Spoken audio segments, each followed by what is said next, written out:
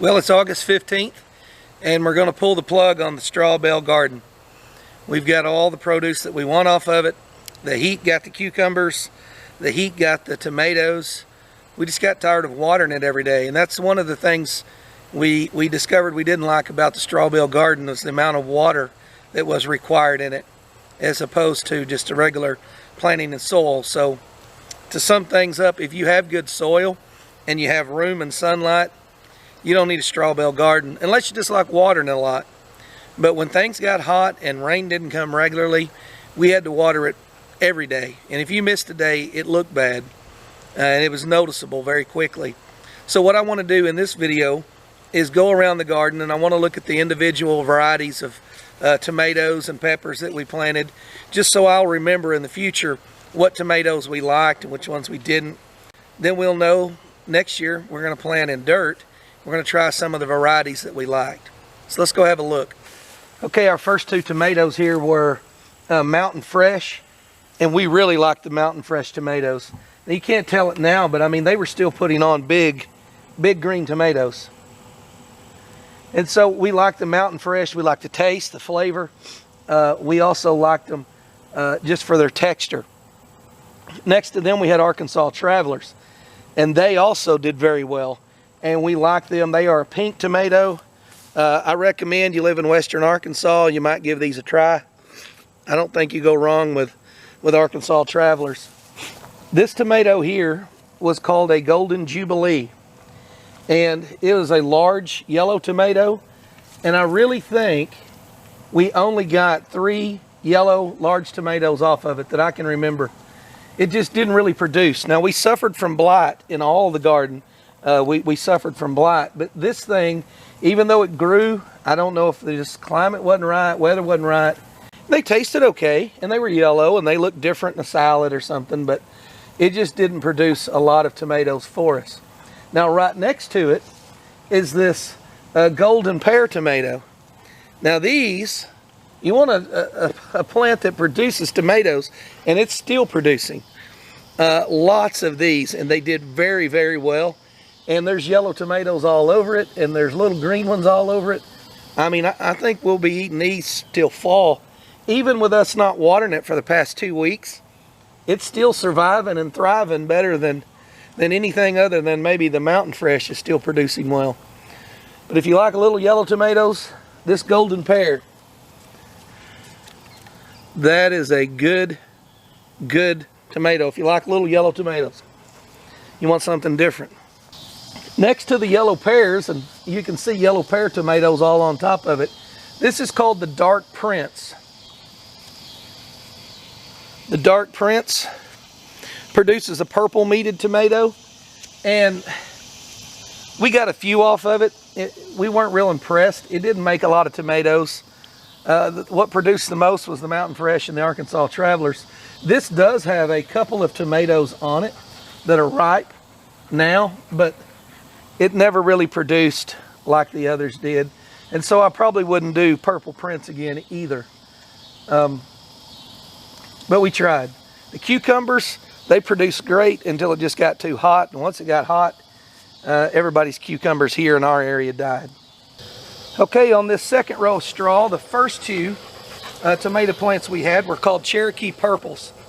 These also produced a dark purple meated tomato, and we really liked it.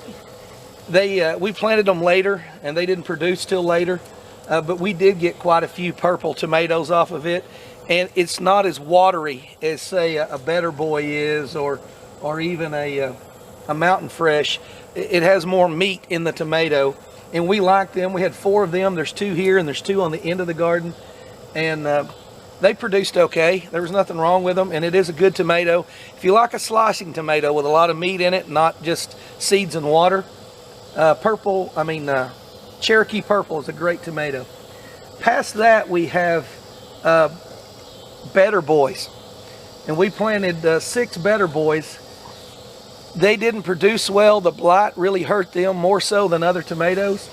And then when they did produce, they seemed to split. You know, it gets hot, you get a rain shower, tomatoes want to soak up water, and it seemed like the Better Boys, almost all of them split. We got very few of the Better Boys that weren't split. whereas the other tomatoes didn't seem to be as affected by splitting as bad, and they didn't do well through the blight. They really took a beating. But all of them overcame the blight with the treatments that we put on them. Okay, let's talk jalapenos. These were just generic local brand. One of them said mild, one of them said medium. We planted 3 of each. We lost 1 of each in the planting process or shortly after planting. And one of them got broke. One of them broke and still grew. But anyways, we haven't watered our garden in 2 weeks, and all the tomatoes are dying out other than just a little bit of rain we've recently gotten. And they are still blooming. They're still producing.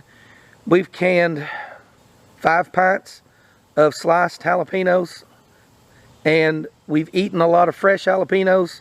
We've given away sacks of jalapenos.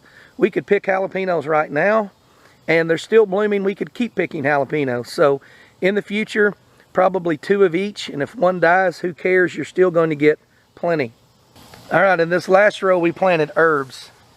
We had cilantro in the end. We harvested them. They bolted and went out. We had spearmint. We had dill. We harvested it. We had regular mint, we have thyme, we have oregano, we have basil on the end.